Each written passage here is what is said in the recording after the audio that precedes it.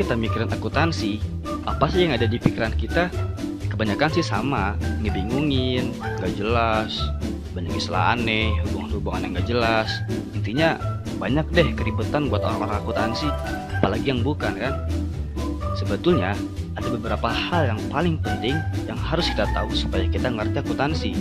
Padahal nih, kalau normal kan kita harus ngafalin jurnal, buku besar, pembukuan, yang apalah itu semua, pokoknya ribet lah. Padahal ada formula rahasia yang bisa ngebuat kita nggak perlu ngafalin itu semua. Yang dengan formula ini, kita bisa lebih gampang dalam mempelajari akuntansi. Nah, sekarang kita bahas satu persatu. Ini salah satu yang paling penting sih, counting equation. Atau dalam bahasa Indonesianya, biasa disebut persamaan akuntansi. Pasti banyak yang nanya, persamaan akuntansi, gitu doang ya? Bukannya itu yang harta sama dengan utang plus modal? Lupain dulu, soalnya itu nggak sesimpel itu guys. Ini adalah dasar dari akuntansi. Intinya, akuntansi itu dalam memahaminya, kita wajib tahu dua hal nih. Yang pertama, perusahaan punya apa aja. Yang kedua, perusahaan dapat uangnya dari mana tuh untuk itu semua. Sebelum ribet-ribet ke perusahaan, kita kasih contoh nih yang lebih simpel. Oke, misal contohnya adalah yang gampang diingat, Raffi Ahmad. Kita ibaratkan Raffi Ahmad ini sebuah perusahaan. Nah, kita tanya nih ke Raffi Ahmad, dia punya apa aja? Lalu berikutnya Raffi Ahmad itu dapat duitnya dari mana tuh buat semuanya? Ternyata, yang pertama Raffi Ahmad punya sapi. Dapat dari mana tuh duitnya? Oh, ternyata dia pakai tabungan sendiri dia ngambil di ATM. Berikutnya, Raffi Ahmad punya bakso. Oh, ternyata dia nggak punya duit, dia ngutang ke pedagang bakso. Lalu berikutnya, dia punya burger. Nah, dia ngutang dulu tapi ke pedagang burger. Intinya, akuntansi adalah masalah pertanggungjawaban. Kamu punya apa? Kamu dapat duitnya dari mana? Begitu juga sebaliknya.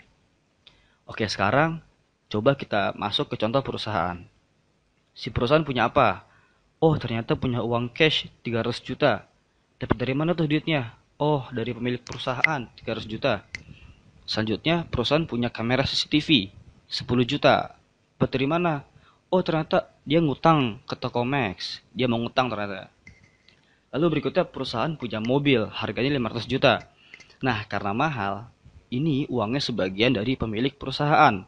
Atau ya kasarnya DP lah, sebesar 200 juta. Dan dia hutang ke dealer mobil sebesar 300 juta. Nah, jadi kalau kita total-total di sisi kiri dan sisi kanan, itu jadi 810 juta. Sama ya, atau balance ya istilahnya kalau kata-kata anak akuntansi. Jadi semua bisa dipertanggungjawabkan. Nah, yang di sisi kiri ini nih, yang punya apa, itu biasa kita sebut harta. Karena kan yang kita punya. Lalu yang ngutang ke orang lain, ke pihak ketiga, kita sebut hutang. Sedangkan kalau yang duitnya atau utangnya bersumber dari pemilik perusahaan, kita sebut sebagai modal.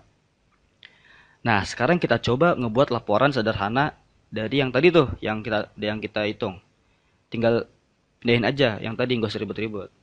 Ada uang cash, uang tunai sebesar 300 juta, berikutnya ada mobil 500 juta, lalu berikutnya ada kamera CCTV 10 juta.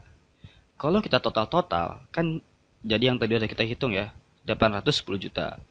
Sedangkan kalau hutang ada ke toko Max tadi 10 juta, sama ke dealer mobil 300 juta.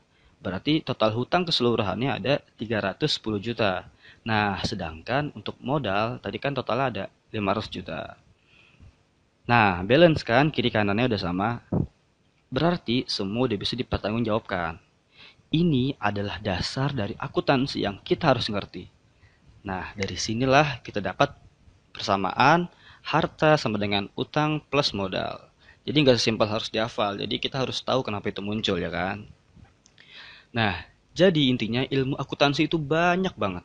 Dan itu sebetulnya bisa kita peras jadi beberapa hal yang paling fundamental atau beberapa hal yang paling penting. Yang dengan mengerti itu, kita dijamin bisa ngerti akuntansi. Gak perlu ngafal-ngafalin segala macam. Oke? Sekian video dari kelompok kami. Semoga bermanfaat. Terima kasih.